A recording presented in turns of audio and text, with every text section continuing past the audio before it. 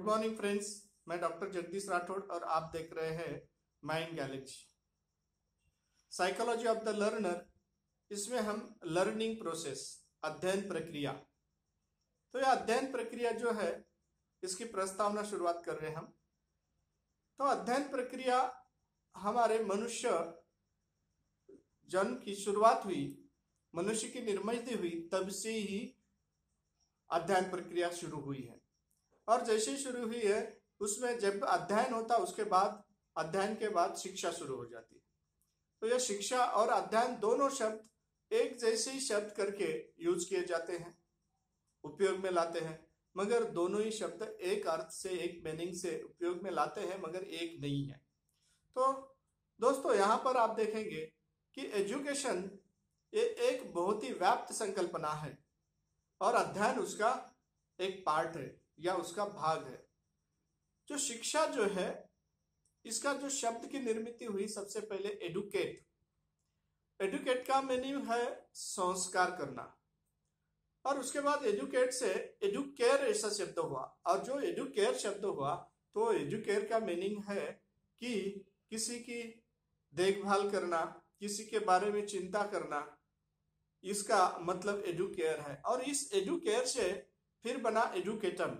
एडुकेटम by force किसी को आगे ले जाना है, आगे जाने के लिए कोशिश करना है या विकसित करने के लिए कोशिश करना है, इसका मीनिंग होता है एडुकेटम। अब इस एडुकेटम शब्द जो है, इस वर्ड से एजुकेशन यह वर्ड निर्माण हुआ है।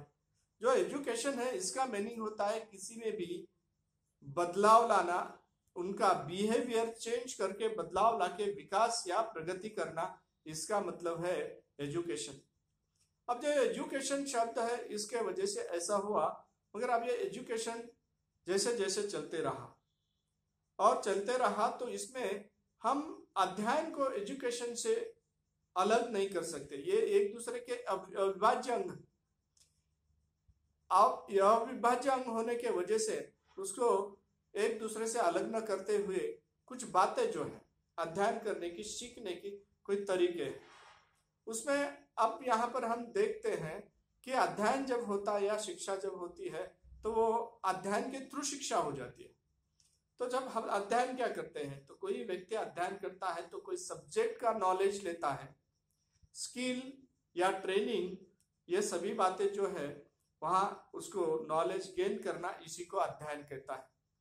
अब उसमें कोई पर्सनैलिटी, इसी को जो है, इसी को सिंथेसिस या एनालिसिस करते हैं, पृथक्करण या उसका विवरण करके उसको पढ़ते हैं।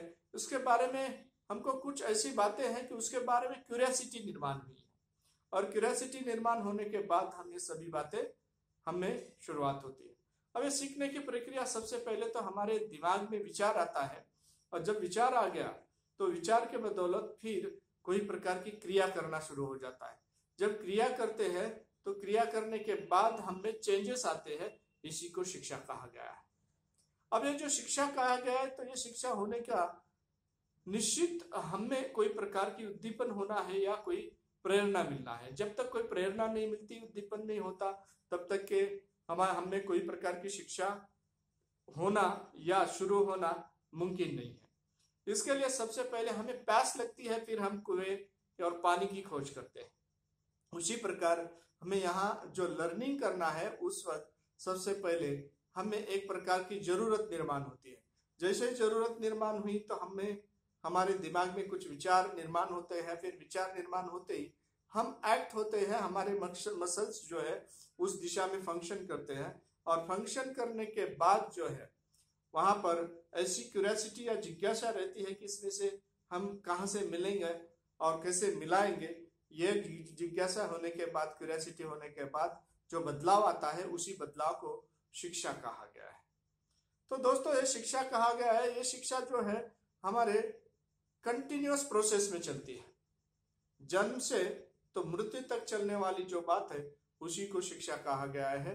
और यही शिक्षा अलग अलग तरीके से, अलग अलग स्थिति में और अलग अलग लेवल पे हमारे दिमाग में, हमारे शरीर में या हमारी जरूरत के हिसाब से शिक्षा शुरू होती है।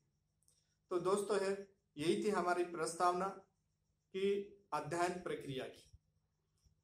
तो दोस्तों अभी तक देख रहे थे आप माइंड गैलेक्सी और मैं डॉक्टर जगदीश राठौड़। इसको सब्सक्राइब कीजिए, शेयर कीजिए और बेल आइकॉन दबाइए और इसे देखते रहिए। नमस्ते।